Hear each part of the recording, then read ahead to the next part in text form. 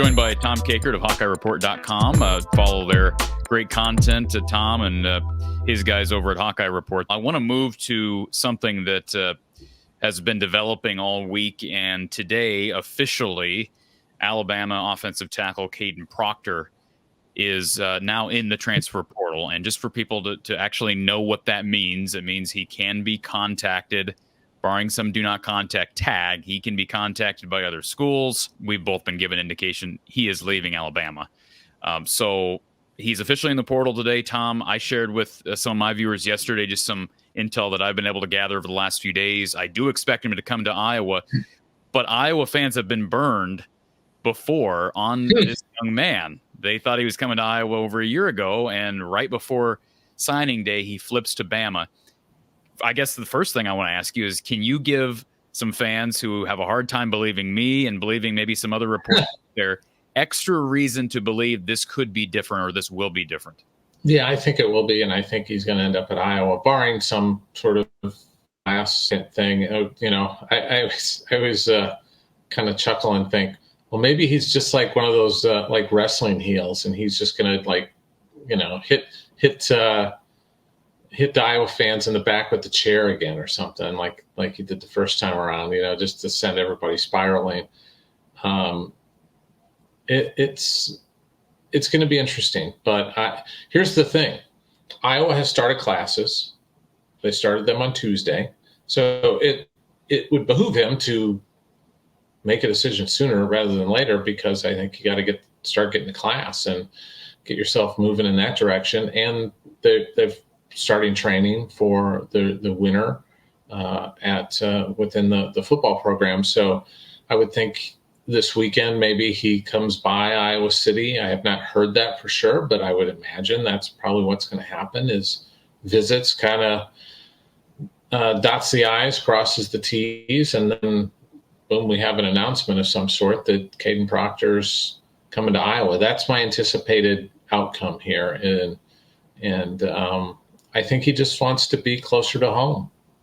And, you know, he's not the first kid to kind of want to get closer to home. There's been other kids that came to Iowa that wanted to get back closer to home eventually. So it happens. You know, for all of the Iowa Swarm Collective members that are on our site, we give them a badge, a gold badge on next to their name that says Iowa Swarm member. I've spent the last 24 plus hours, probably half of my time working has been getting those badges all sorted out because business is booming for the collective. And that's good. Brad, I know, tweeted out yesterday that they raised $100,000 yesterday, which is amazing. And I think they're on for another big day today based on what I'm seeing. So I think people are excited about Kadyn potentially coming to Iowa. One thing I did share with our premium subscribers earlier in the day is Kadyn is traveling back. I was told he's traveling back tomorrow. So I think what you said is absolutely the case. He's going to, in all likelihood, be in Iowa City over the weekend, and I would suspect that we're not going to be waiting long to get an official announcement. But I'll give Kadyn credit for this. He's never been I know he made the decision late in the game to flip to Bama at high school, but he's never really been this raw guy. I mean, even when he committed to Iowa initially, he didn't hold some big did he hold a ceremony at all, Tom? I don't remember a ceremony. No, very low key. He's very low key, very quiet, doesn't seek out attention, frankly, isn't very comfortable in the spotlight a lot of times. But he's going to have a massive spotlight on him this spring, I'll tell you that. Good young man, though. I know there's been a lot of there. I get it. We both get the whole dynamic with Iowa fans and social media and what happened. We've all been spurned by someone of our opposite persuasion. You know, we've all been dumped. You know, it sucks. And good young kid, and he will help Iowa immensely. My last question, Tom, assuming what I think we both expect to happen happens, he ends up at Iowa. Iowa's already over the scholarship limit. Can we just reiterate to people who want to understand, how are you going to get down to 85 after spring. How is that going to happen other than just asking kids to leave? So we have a scholarship distribution chart that we keep on the site, and if he commits to Iowa, that will get them to 92 of 85. Now, just for frame of reference, Nebraska has like 104 or something right now. So Iowa's a small change compared to what Nebraska is going to have to do. That's some Houdini stuff that they're going to have to do. So what will happen is right now, kids could say, hey, I'm going into the portal, but the portal's closed for those kids right now. So the portal will open up April 15th and run to the 30th.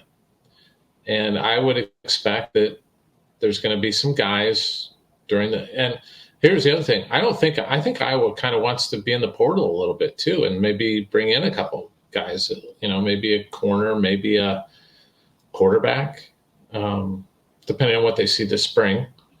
But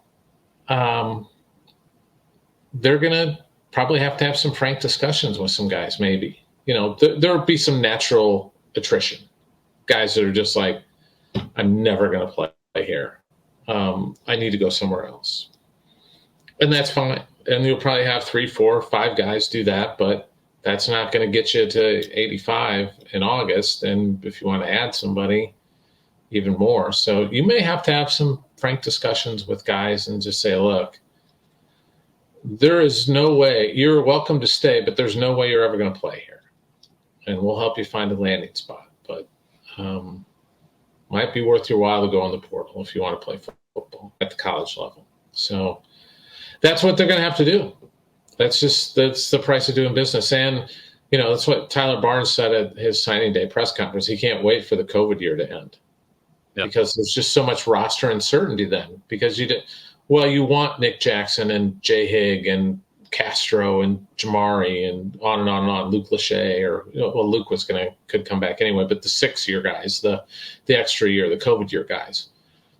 You want those guys back, but it was just like, boy, it complicates your numbers because you want more of an idea of what your numbers are going to be before this point, before January.